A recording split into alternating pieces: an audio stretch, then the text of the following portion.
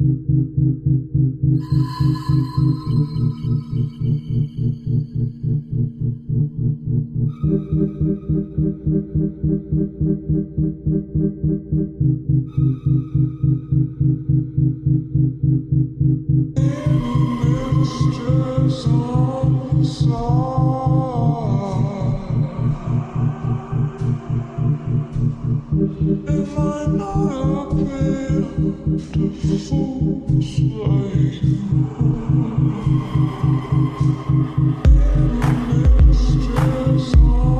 mistress on side,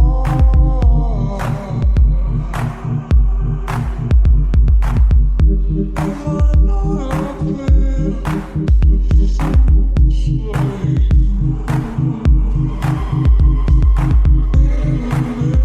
mistress on side.